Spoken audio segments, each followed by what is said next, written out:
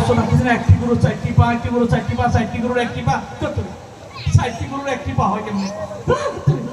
একটি গরু চারটি পা, চারটি গরু একটি গরু একটি পা, চারটি গরু একটি পা, গরু গৃহপালিত পশু, গরুতে গরুর ফল ছয় দেওয়া জঙ্গে বসা মারছে। স্যার তো চলে আসবো, এখন তো বড় হতো মুখস্থ হইতেছে না, কি যে করি?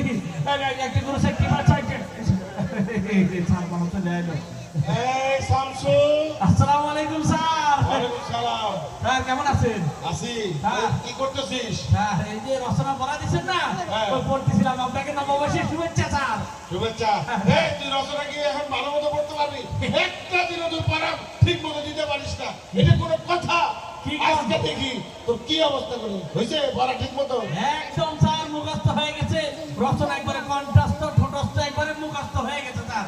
যেখান থেকে জিজ্ঞাসা করবেন সেখান থেকে তো কথা বলার দরকার নেই। স্যার বলেন। ঠিক আছে, তাহলে হ্যাঁ। ওই যে কি জানি পড়া দিছিলাম? স্যার রচনা স্যার। আচ্ছা রচনা। জি স্যার। তাহলে ওই যে বল, জি স্যার। ওই যে যে রচনাটা পড়া দিচ্ছি, গরু গরু রচনা। হ্যাঁ স্যার কি যে বলেন না স্যার, এই রচনা তো স্যার সবাই পারে না, ছোট বড় আওয়াল বৃদ্ধ বনিতা সবাই পারে। আপনি অন্য রচনা দিবেন তো স্যার?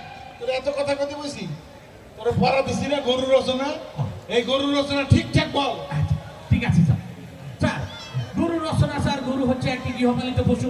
হ্যাঁ তার শরীরে অসংখ্য পশম আছে, যার ফলে শীতের দিনে তার কোনো কম্বলের কোনো দরকার হয় না, কারণ এই পশমের কারণে তার শরীরে কোনো শীতই লাগে না স্যার। গরু চারটি পা আছে, একটি লেজ আছে, লেজ তারায় সে মশা নাড়ে, আর ওই চারটি পা দিয়া ঘাস খাওয়ার জন্য হাঁটতে হাঁটতে হাঁটতে হাঁটতে মাঝে মাঝে নদীর ধারে চলিয়া যায় স্যার। কারণ গরুর শরীরে যখন ময়লা লাগে তখন রাখাল বাইরে তাকে গোসল করানোর জন্য নদীতে নিয়ে যায়, আর নদীতে স্যার অসংখ্য পানি আছে, মানে অনেক পানি আছে, যার ফলে সেই নদীতে একটা বড় প্রাণী আছে যার নাম কুমির স্যার। কুমির হচ্ছে এমন একটি প্রাণী যার মুখের ভিতরে লাল লম্বা একটা জিহ্বা আছে, চাপায় অনেকগুলো দাঁত আছে, যেটা দিয়ে স্যার গোস্ত চাবায় চাবায় খায়। পিছনে স্যার লম্বা একটা লেজ আছে, লেজে স্যার অসংখ্য কাটা আছে, কি হয়েছে স্যার? এই গরু রচনার মধ্যে আম কাটা বেল কাটা ঘাস কাটা ঘাস কাটা কই আসলো? কুমির আসলো কোত্থেকে? এই স্যার এই কথায় আছে না স্যার, কান টানলে তো মাথা আসবে, তাই গরু তো হাঁটতে হাঁটতে মাঝে মধ্যে নদীতে চলেই যায় স্যার। কথা এটা ভুল, কান টানলে যেন কানটাই আসে, মাথা আনা দরকার নাই। আচ্ছা, ঠিক। গরু রচনা করতে স্যার, এই স্যার, আচ্ছা, sir, sir, sir, sir, sir, তোরে তোরে রে তোরে তোরে এই হ্যাঁ, তাঁতের শাড়ি বল, তাঁতের শাড়ি, তাঁতের শাড়ি। তাঁতের শাড়ি নিয়ে রচনা বল। স্যার আপনি আমার রচনা ডিকশনারি মনে করতে পারেন স্যার। তাঁতের শাড়ি তো? হ্যাঁ তাঁতের শাড়ি। তাঁতের শাড়ি বলতে গেলে স্যার, তাঁত হচ্ছে এমন একটি অর্থকারী ফসল, মানে যেটার মাধ্যমে বাংলাদেশের অর্থনীতি খুবই সচল থাকে। এই তাঁতের শাড়ি পরিয়া আমাদের গ্রাম বাংলার নানি চাচি দিদি এমন আমাদের বইরাও স্যার মাঝে মধ্যে নদীর ধারে হাঁটতে হাঁটতে ঘুরতে যায় স্যার। আর নদীতে পানি আছে বলে সেখানে ভয়ঙ্কর একটা প্রাণী আছে যার নাম কুমির স্যার। কুমির এমন একটা প্রাণী যার মুখের ভিতরে লাল লম্বা একটা জিহ্বা আছে, চাপায় অনেকগুলো দাঁত আছে, যেটা দিয়ে স্যার গোস্ত চাবায় চাবায় খায়। ভিতরে লম্বা একটা লেজ আছে, লেজে স্যার অসংখ্য কাঁটা আছে, আলকাটা বেলকাটা ঘাস কাটা ঘাস কাটা।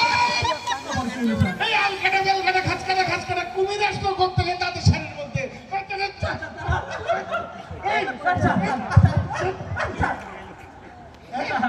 তাঁতের শাড়ির মধ্যে কুমির ঢুকালি কেমনে? স্যার আমি কি করবো স্যার, আমি তো পড়া পড়তেছি, পড়তে পড়তে কেমনে যে কুমির চলে আসে বুঝি না স্যার। এই স্যার, তুই ওই যে ইয়া বল, স্যার, দেখি এবার কেমনে কুমির আনে।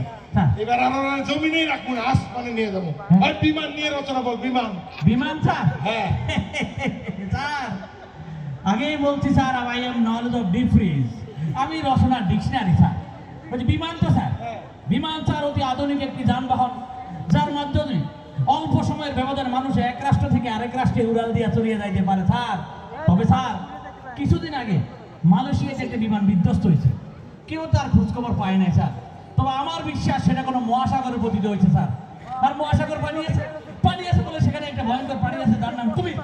কুমির এমন একটি প্রাণী যার মুখের ভিতরে লাল লম্বা একটা জিহ্বা আছে, চাপায় অনেকগুলো দাঁত আছে, যেটা দিয়ে কথা চাবায় চাবায় খায়। পিছনে লম্বা একটা লেজ আছে, লেজে স্যার অসংখ্য কাটা খাস কাটা খাস কাটা খাস কাটা খাস কাটা খাস কাটা খাস কাটা। আবার কিছু স্যার, এই বিমানের মধ্যে তুই আলকাটা বেলকাটা ঘাস কাটা ঘাস কাটা কই পালি কুমির আনতে কেমনে? বিমানটা তো পানিতে পড়ছিল স্যার। পানিতে পড়ছে না? স্যার তোর মজা দেখা দিচ্ছি। এই স্যার ওই বিমানটা সাগরে পড়ছিল তো এর লাগে স্যার। তোর বিমান সাগরে পড়ছে। স্যার আচ্ছা, তোরে আর এই সমস্ত কিছু করবো না। এই এবারে যে পলাশির যুদ্ধ আছে না, হ্যাঁ। পলাশির যুদ্ধ নিয়ে রচনা করেছে। ঐতিহাসিক দেখি। রচনা স্যার, দেখি ঐতিহাসিক রচনা। হ্যাঁ। স্যার ঐতিহাসিক রচনা পলাশী যুদ্ধ।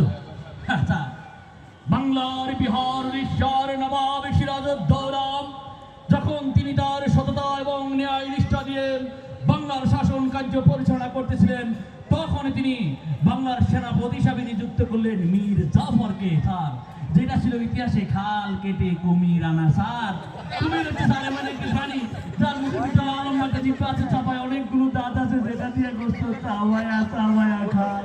পিছনে লম্বা একটা লেজ আছে, লেজে স্যার শঙ্খ কাটা ধারাল কাটা বেল কাটা খাঁচ কাটা খাঁচ কাটা।